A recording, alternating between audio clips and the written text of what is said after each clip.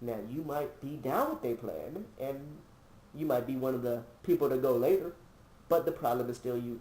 Why? Because every scientist, geneticist, whatever, knows that people of color have a higher fertility rate than Europeans. Now, I can go into depth into why that is, but I don't want to touch that here. But black people, brown people, just have more babies naturally. Um, White people have fertility clinics, and in the hood, they put abortion clinics. They put Planned Parenthood. They give us free condoms, which I'm not against condoms, but there's a reason why some groups push condoms, not why every group. Now, there's some groups, like there's some people that really care about the youth. I've given out condoms to the youth, so I ain't saying that every group that does it is about the same thing. But when you look at why there are certain pushes, why are people pushing birth control like Norplant when they know the health effects of Norplant in the hood? They saw what happened in LA. They saw what happened in India. The women was going deaf. They was dying. Yet Norplant is still out there.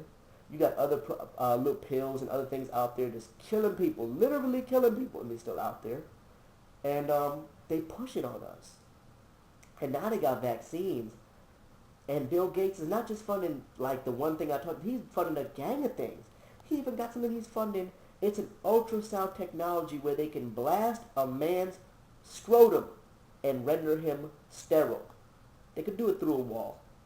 You don't even have to know about it. Again, what the fuck kind of purpose could there be to that?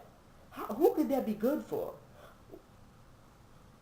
So now when I think about vaccines, I start to ask questions. I start to wonder, damn, why are all these nurses risking losing their jobs just to not get that damn shot? Why are there flu shots in every hood? I'm talking about everywhere you look. You can get a flu shot at the grocery store. It's starting to make me wonder. And don't get it twisted as to who all is involved. I mean, there's a lot of, like the rabbit hole gets deep. All these little environmental organizations and World Wildlife Fund, they want to save the polar bears and shit. Fuck a polar bear.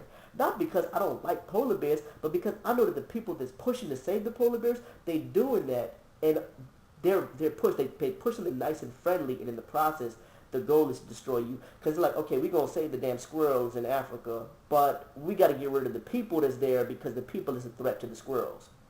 We're going to say the monkeys, but we're going to say that the people is eating the monkeys, so since they're a threat to the monkeys, we're going to bang on the people there. That's what it's all about. Matter of fact, you don't believe me? I'm going to read some quotes from the people that are directors of the World Wildlife Fund themselves.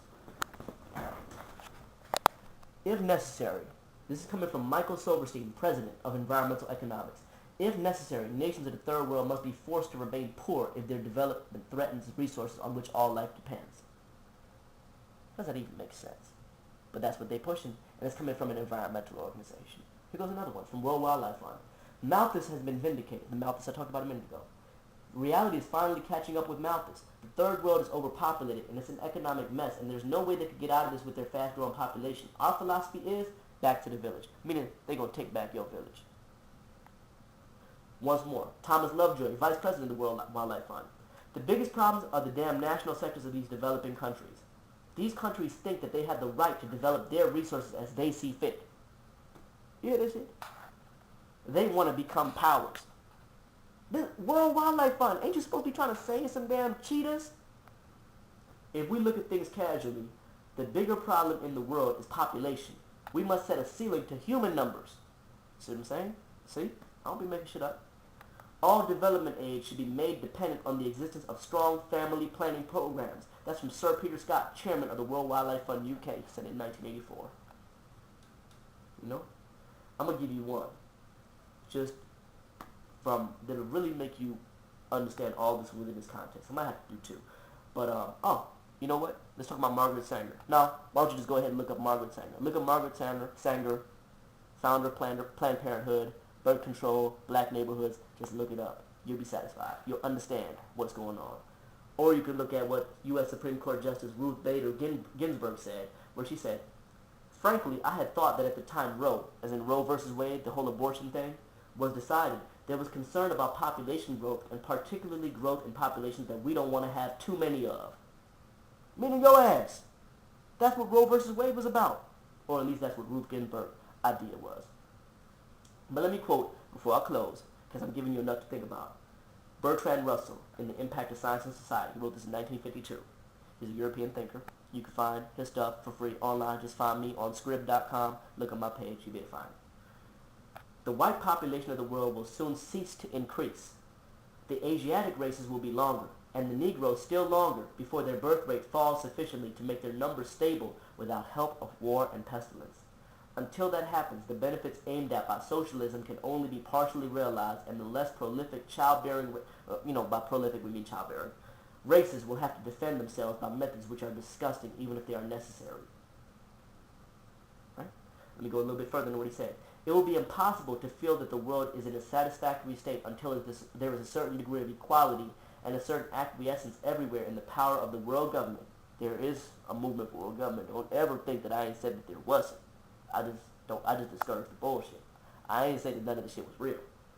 And this will not be possible until the poorer nations of the world have become more or less stationary in population. See, it's not about what religion you are. It's about who you are. And this will not be possible until the poorer nations of the world have become more or less stationary in population. If there is not to be an endless succession of wars, this will probably have to be done in many countries as a result of governmental measures. This will require an extension of scientific technique into very intimate matters.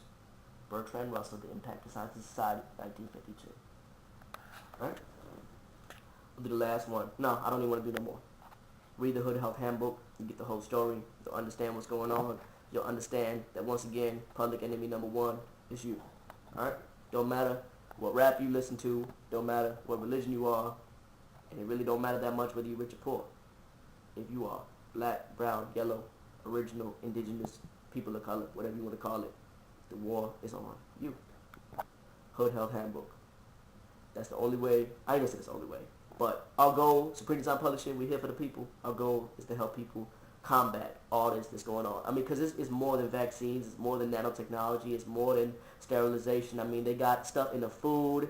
They found that 100% of babies born in the hood in this one study had BPA in their systems. Came from the mama's womb. What does BPA do? It affects hormones. It affects testosterone level.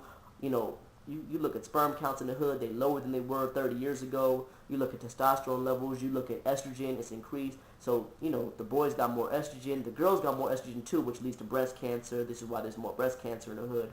All this stuff is all going on at the same time. And unless you're informed, you are powerless to do anything about it. And I'm going to tell you, I'm going to keep doing YouTube videos, but YouTube alone ain't enough to save you. Get this information, and we're going to do something. Hood Health Handbook, 2010.